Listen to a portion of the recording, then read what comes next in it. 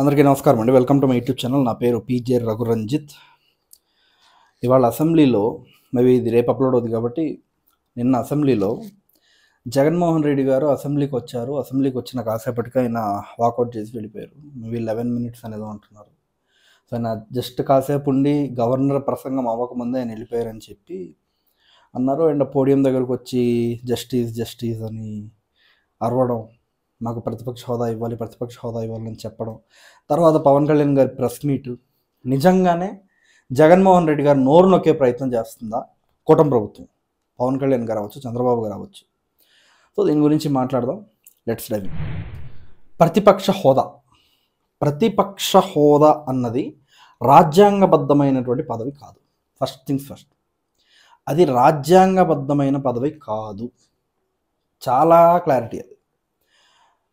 ప్రతిపక్ష హోదా కావాలంటే కొన్ని రూల్స్ అండ్ నార్మ్స్ ఉంటాయి. అంటే ప్రతిపక్ష హోదా అన్నది చంద్రబాబు గారు ఇవ్వలేరు, ప్రతిపక్ష హోదా అనేది పవన్ కళ్యాణ్ గారు ఇవ్వలేరు, లేదా ప్రతిపక్ష హోదా అనేది స్పీకర్లు, డిప్యూటీ స్పీకర్లు ఇవ్వలేరు. అది ఎవరు ఇవ్వాలి? ప్రజలు ఇవ్వాలి.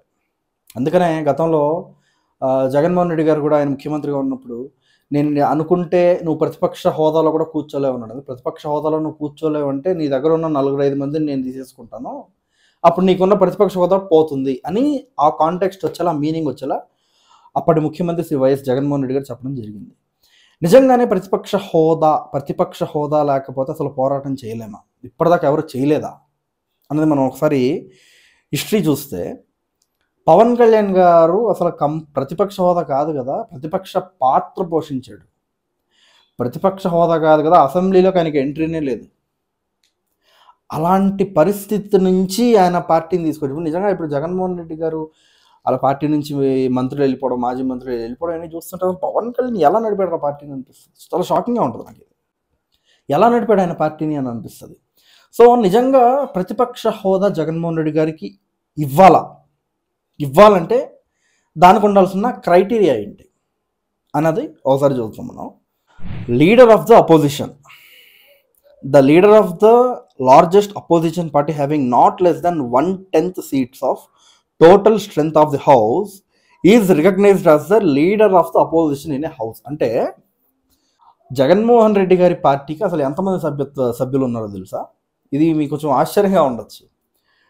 గతంలో మీరు గమనిస్తే చిరంజీవి గారికి 18 సీట్లు వచ్చాయి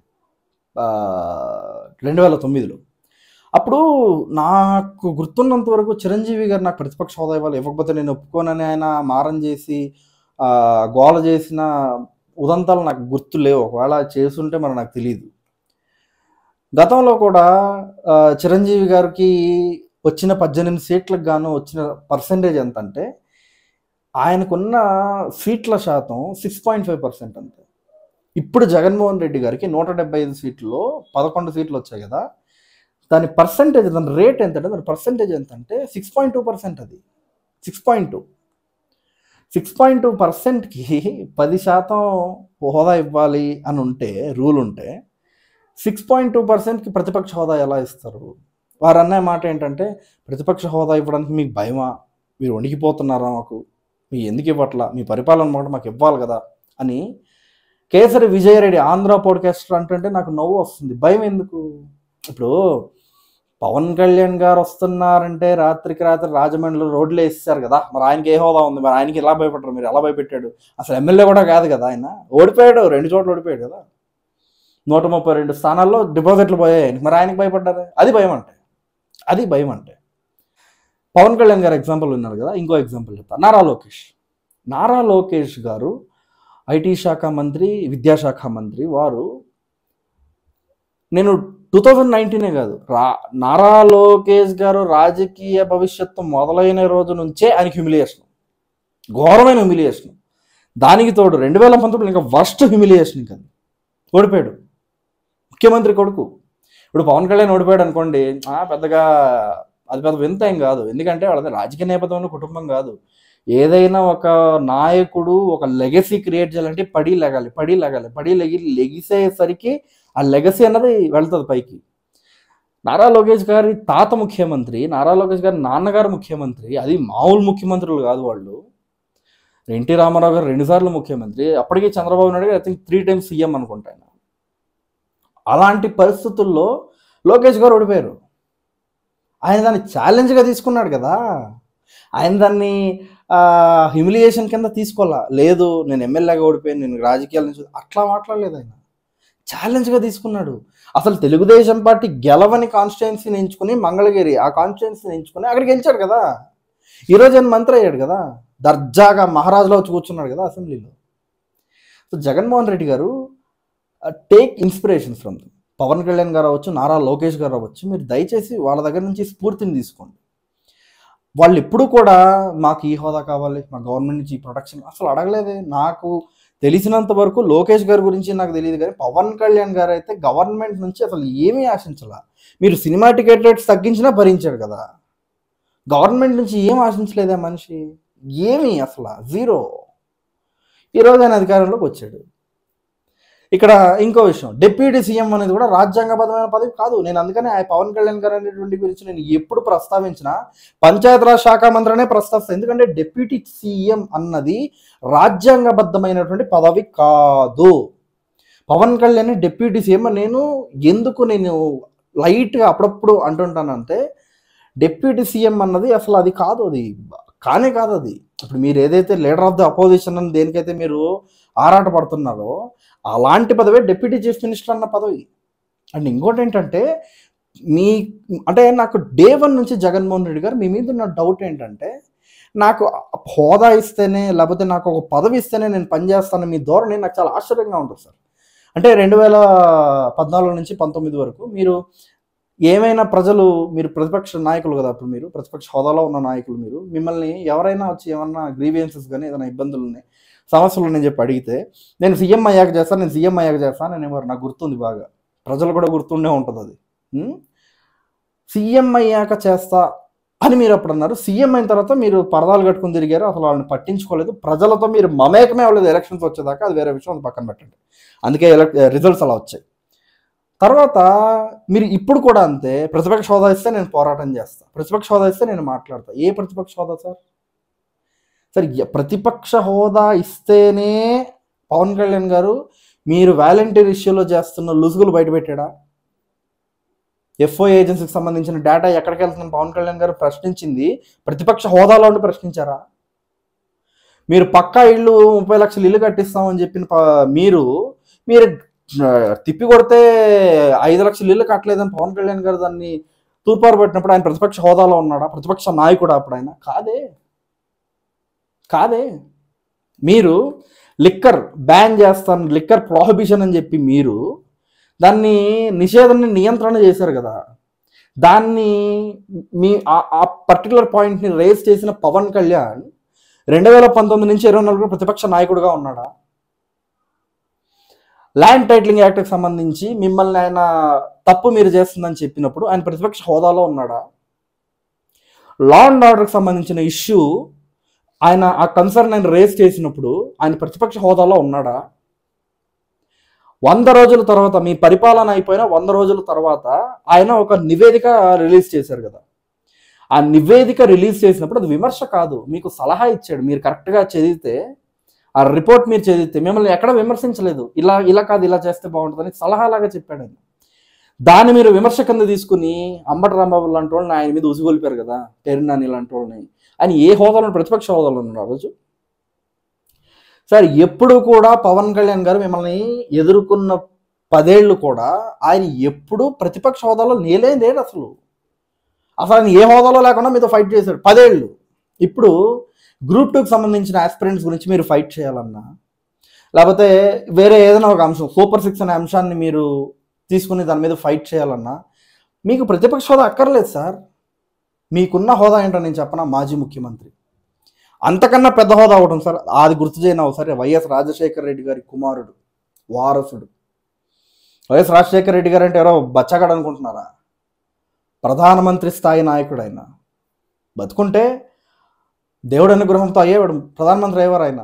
అది ఆయన కొడుకు సార్. మీరు అసలు రాజశేఖర రెడ్డి గారు అనేటువంటి వ్యక్తి అంటే నా ఫేవరెట్ లీడర్ కాబట్టి నాకు తెలుసు. ఆయన ఎప్పుడు కూడా అడుక్కున్నది నేను చూడలా, లాక్కున్నది నాకు తెలుసు.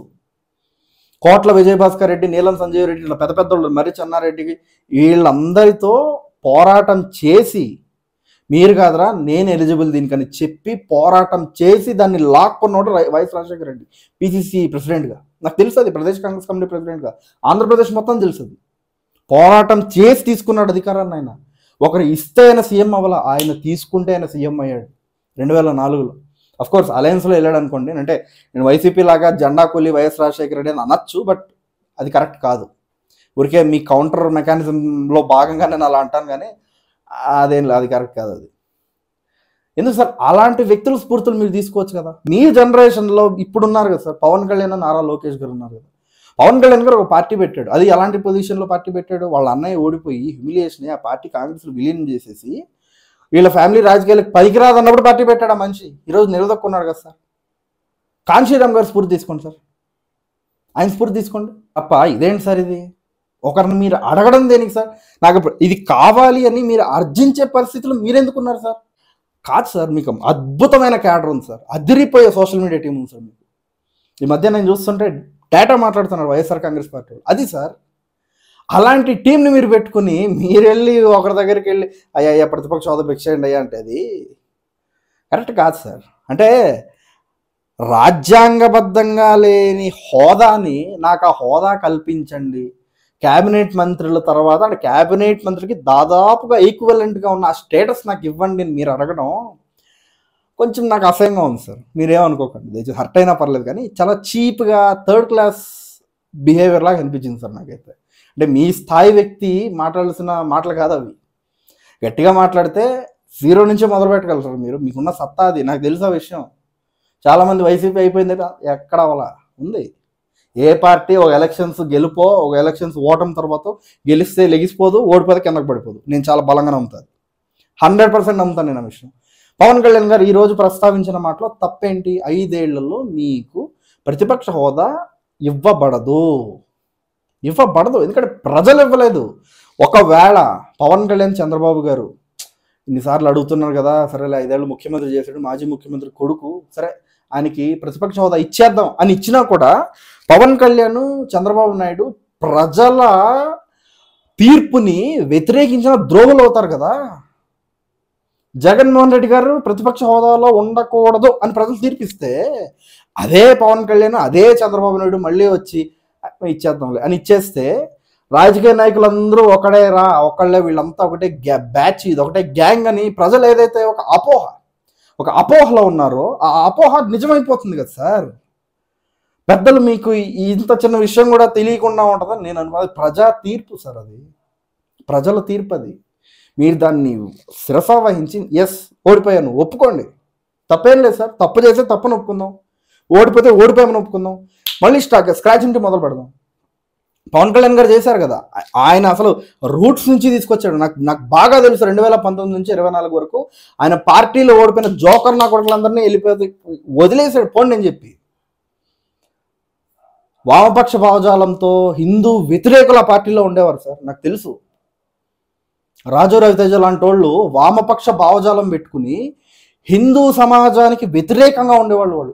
వ్యతిరేకంగా, నేను చాలా క్లియర్గా చెప్తున్నా, అన్ని మతాల్లో ఒకటే అని కాదు, వ్యతిరేకంగా, దే ఆర్ అగైన్స్ట్ హిందూయిజం. నాకు తెలుసు చాలా. అంటే అలాంటి టాక్సిక్ పీపుల్ అందరినీ తరిమేసి మళ్ళీ ఎంత కింద నుంచి బిల్డ్ చేశారు. ఆ బిల్డ్ చేయడంలో నాదెండ్ల మనోహర్ గారు చాలా క్రూషియల్ రోల్ ప్లే చేశారు సార్. తమ్ముడు కష్టపడుతున్నాడని చెప్పి అన్నొచ్చి సహాయం చేశారు సార్. అన్నాడు చిరంజీవి గారు అనుకోకండి, నాగబాబు గారు, వారు వచ్చి పవన్ కళ్యాణ్ గారికి అండగా నిలబడ్డారు సార్. ఎన్నో కష్ట నష్టాలు తట్టుకున్నారు సార్. ఊరికే వచ్చేస్తుంది సార్ 100% స్ట్రైక్ రేటు. అంత నమ్మకాన్ని, అంత కార్యకర్తలను నిలబెట్టుకోగలిగారు సార్. మీకు మీలాంటి స్థాయి నాయకులకి అది అతి పెద్ద ఏమంటారు అడ్వెంచర్ అని నేను అనుకోవట్లేదు సార్. సో దయచేసి సార్, మీ అడుక్కునే స్థాయి కాదు సార్ మీది. నాకు ఆ విషయం తెలుసు సార్. మీ క్యాలిబర్, మీ అభిమానులు తెలుసు నాకు తెలుసు సార్. దయచేసి దాన్ని మీరు గుర్తించి, జగన్మోహన్ రెడ్డి గారు దాన్ని గుర్తించి దయచేసి మీరు ముందుకెళ్ళాలని భావిస్తూ ఇది అండి వీడియో. జై జనసేన, జై హింద్.